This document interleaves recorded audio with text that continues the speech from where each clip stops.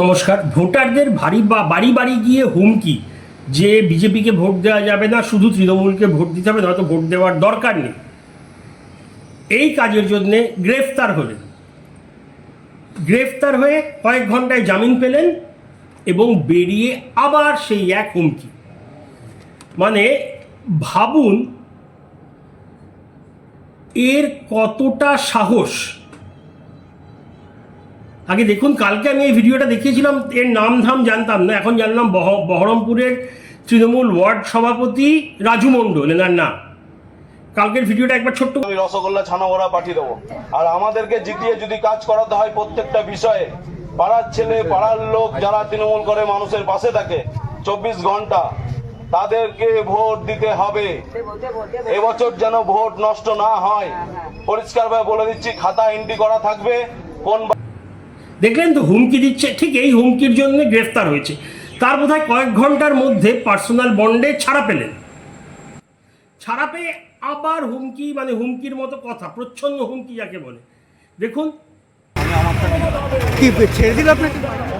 রাজু কিছু বলবে? যা হবে 23 তারিখের পর,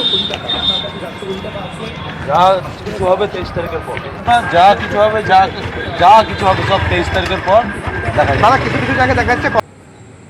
দেখলেন, বলছে যা হবে 23 তারিখের পর, মানে 23 তারিখে ভোট হয়ে যাওয়ার পর যা করার করব।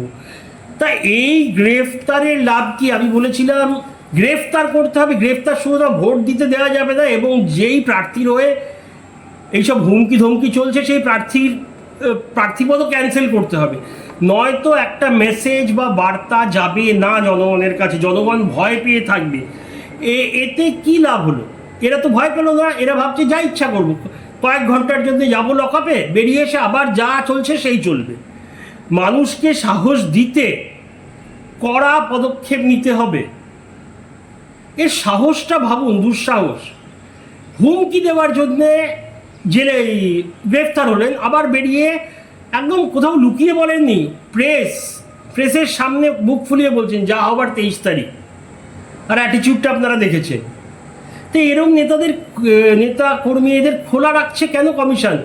নিজেরা বলছে আমাদের লক্ষ্য ভয়মুক্ত ভোট, যে জিতার জিতবে, তৃণমূল জিতুক বিজেপি জিতুক, যাকে মানুষ ভোট দেবে সে জিতবে 100 বার। যদি তৃণমূলকে ভোট দেয় তৃণমূল 100 বার জিতবে, বিজেপিকে ভোট দিলে বিজেপি জিতবে। কিন্তু বিজেপিকে ভোট দেওয়া যাবে না, তৃণমূলকে ভোট দিতে হবে, এটা কেন মানা হবে?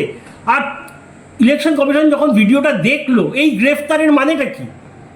লকআপে এলো, পরের দিন সকালবেলা বা কয়েক ঘন্টা পরে ছাড়া পেয়ে গেল, কি হলো? আর ওর মানে গ্রেফতার কেন করে? যাতে সেই অপরাধ আবার না হয়। এই আমাদের আইনের ব্যবস্থা পুরো দুনিয়াতে, যে গ্রেফতার তারপরে সাজা, যাতে আবার সেই অপরাধ না হয়, অন্যরাও দেখে ভয় পায়, শিক্ষা নেয়।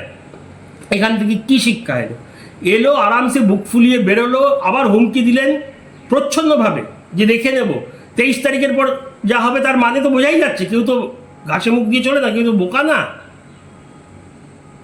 তার মানে ভোটারদের ভয় থাকলো, কাকে ভোট দেওয়া যাবে কাকে যাবে না। যত রাজ্যের মিথ্যে কথা বলেছিলেন, রেকর্ড হবে কি কাকে ভোট দিচ্ছে, অবশ্যই রেকর্ড করা যায় না, কিন্তু প্রত্যন্ত গ্রামের সোজা সরল মানুষ কি সেটা মানবে?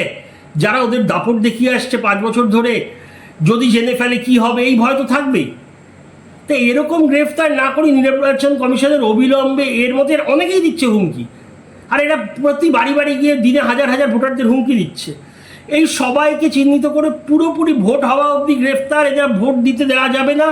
আর যেই এলাকার প্রার্থীদের জন্য করা হচ্ছে, সেই প্রার্থীদেরও ভোটে দাঁড়াতে যাতে না দেয়, সেটার ব্যবস্থা নিক। জানাবেন আপনাদের মতামত। অনেক অনেক ধন্যবাদ। জয় হিন্দ।